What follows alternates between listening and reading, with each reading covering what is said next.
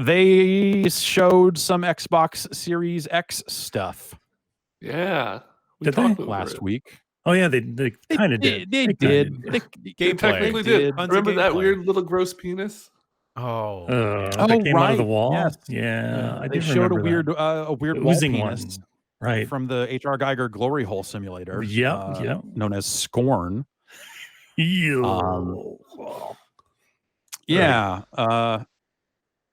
So they showed some games that had been announced. They kind of confirmed some games would be coming to Xbox Series X, but they got out ahead of it and presented this as like a gameplay reveal. Like, hey, you're going to see Xbox Series X games be played and all this other stuff. And their big pitch was like, hey, like, because Assassin's Creed Valhalla got announced last week, and then they said, hey, we're going to show more of it at our thing. And we're going to show some gameplay at our thing. And everyone, I think, went into this thinking like, okay, cool, they're gonna show some Assassin's Creed gameplay. They're gonna show more than the trailer showed, which the trailer was fine, but it's very much a trailer.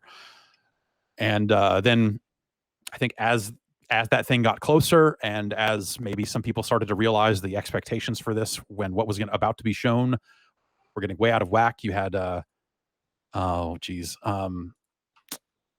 me find his name here. Ashraf Ismail, who's the creative director of Assassin's Creed, got out there and kind of said, hey, you're going to see a tease. You're going to see a little tease, like trying to manage expectations in the minutes before. But like, this was like, they were treating Assassin's Creed in this video that they put up, they were treating Assassin's Creed like it was the biggest thing in the world, because like underneath, like they would be showing other games or showing people talking about what's up next, and they would show the like, stay tuned for Assassin's Creed Valhalla. Like they were really pumping this thing throughout. Yeah. And then you get to the end of it, and it's like they barely showed a damn thing. It didn't really look much like gameplay. Maybe it could have been a game being played, but not like, here's footage of a game that we recorded while playing. Here's a fat HUD. Yeah. I mean, it very well could have been like in-game cutscenes or like in-engine cutscenes. That's one thing, but still, it certainly didn't look like actual gameplay. Yeah, or if it was like repositioned from a cinematic camera angle. It's like, oh, this is technically gameplay, but we're not showing it to you the way you will see it. It's not in-game footage, per se. Which it certainly did not meet my expectations, and yeah, they probably had a hand in pumping those up a little bit, but what was shown was not what I was expecting. Right, and so Assassin's Creed was the kind of biggest. Well, I guess one of the biggest names there. They showed Madden. And Namco showed a game called Scarlet Nexus. We had the oozing ball penis video game. Scorn. Second Extinction, which was a dinosaur game. Yeah. You're causing the second Vampire Extinction. the Masquerade Bloodlines 2 was there. Yakuza Like a Dragon was there. Cool. And a number of these games will have that smart delivery stuff. Not all of them. Even Madden, it sounds like, will be like, if you buy the you have to upgrade within a certain window if you want the Xbox Series X version for free. Like EA found a way to wiggle out of giving anyone anything for free ever. Congratulations. And so that seems kind of bananas. A Dirt 5, that sort of stuff. But yeah, then so they kind of showed their thing, and we talked over it live, and kind of came out of it going like, some of these games look like they'll probably be totally fine. A lot of these games already had Steam pages and stuff. Like, these were already games that were out there and kind of known, just not necessarily known as coming to console or that sort of thing. And so the reaction to it was largely pretty mixed. Well, no, it was middling to negative, I would say. And so as a result, after the fact, like Microsoft and Ubisoft, both kind of got out there and said like, yeah, we maybe. Well, anyway, a little bit. This Polygon story kind of talks about Aaron Greenberg on Twitter. Let me just pull up the tweet here. He's the GM of Xbox Games Marketing. I said, had we not said anything and just shown the show like we did last month, I suspect reactions might have been different. Clearly, we set some wrong expectations, and that's on us. We appreciate all the feedback and can assure you we will take it all in and learn as a team.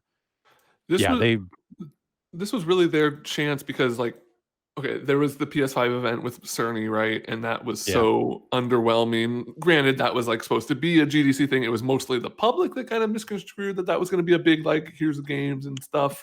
Yeah, like Sony didn't present that event as like, hey, this is going to be huge and newsworthy. They were like, here's our GDC talk. Totally. But people were pissed about it. Like, people wanted more. They were really craving more. And then this Xbox thing rolls around and it wasn't that much.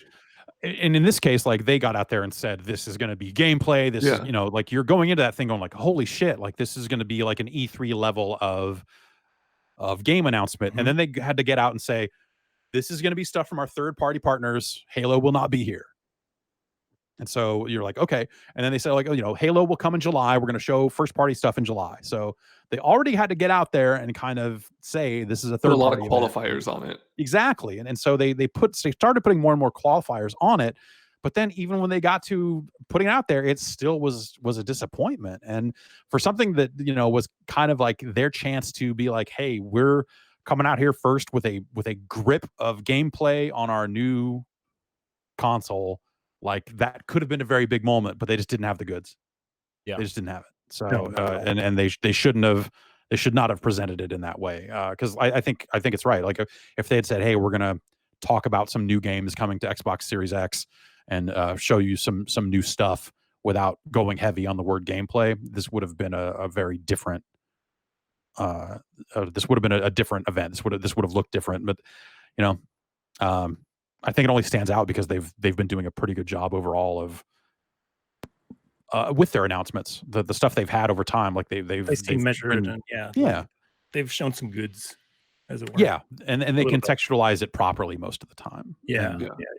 This just wasn't that, so they screwed it up, and that's unfortunate. You want to start out with a good note. Like, I think this, if you have a really strong first presentation, and then maybe the next one's a little weaker, you still have that first one, right? Like, there's so much uncertainty right now with COVID and happening, and like, nobody knows prices yet, nobody knows dates yet. Everyone knows it's this year, but nobody like even knows if they're going to be able to get a console. Like, things are so up in the air that you're really looking for one of these companies to make a strong first impression, and neither have. Yeah, and I think this was Microsoft's kind of best shot to make that impression and kind of set a cadence going forward. And I think that they really screwed that up. These games were not the games to do that with. Like, I'm not knocking those games per se, but the possible exception of Waldick. Is Waldick is that going to be this generation's wall guy? Oh boy. Year of the Waldick. How many games are going to have Waldick in them? So this is like they focus a lot on smart delivery, which is going to be kind of cross-generational stuff. So I'm not expecting like really high fidelity gameplay, and we're in the age of like kind of diminishing returns with some of these next generation consoles. They're not going to look as much of a leap and bound as the previous generation. So I wonder if they chose to go with like a more cinematic approach, as maybe gameplay would have been underwhelming. Like, it just, I wonder. Yeah, I mean, it's the sort of thing that if they had gameplay that looked striking, they would show it probably. Yeah. But if that stuff's not there yet, and obviously, with the state of the world right now, getting your shit together for this type of announcement is probably way harder. Sure, I'm sure. And these are all third-party games, so they're games that are going to be coming to multiple platforms, so they might not be built to take full advantage of the power of the hardware the same way a Halo would be. Because I think when we do get to games that are being built from the ground up for this generation of stuff, which Halo is not that, but they probably are going to put enough money into it to get closer or whatever with whatever the Series X version ends up looking like. Like, I want to see, hey, we built this game from the ground up for this hardware, and this is what this hardware can do. Because as long as we're talking about games that are coming to a bunch of other platforms, and as long as we're talking about games that are either on PC now or are kind of come out on the current generation of consoles, there's always going to be that thing in the back of your mind where, like, I wonder if this was built for this generation, if this would look dramatically better or not. Right. So I think we'll see. And we'll see what things look like in July. It's just kind of weird,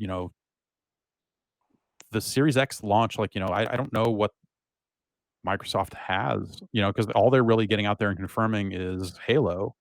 We talked about that last week where you had Phil Spencer out there like, hey, making games is really hard right now, and we're and being honest, we're uncertain about some of that stuff. So like all they were really committing to was Halo from the sounds of things. And so, you have to just start wondering, like, we talked about it last week, but do you get the consoles out there and then, they don't have a robust first party lineup to drive the messaging home as to why those consoles matter? Yeah, I don't know. We'll see. Yeah, but they've this was a bummer of sorts. They really needed to come out with a solid punch to get me to pay attention, to make me want this, to show it why it matters. Like, yeah, I have to imagine that there were like, a lot of people at Sony watching that thing is going like, oh, all right, cool. Yeah. Yeah. Like we don't have to answer this like tomorrow. We don't have to like come back ASAP with like, here's what our shit looks like. We don't have to rush anything. Like they come out of that. Well, they could probably come out of watching that and gameplay like on a cell phone or something like that. Yeah. Right. They're probably like, whatever. All right, cool. We can stick to our existing plans. We don't have to react to anything they just did.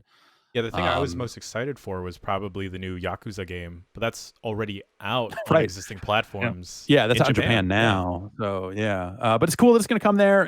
That's that's awesome. Yeah, like I want to play that game, but I also will it come out there? Yeah, I guess I'll have to look at the timing and just figure out like, is it going to come all at the same time? Because I'll probably play it wherever it ends up first.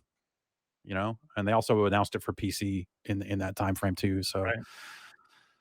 so we'll see.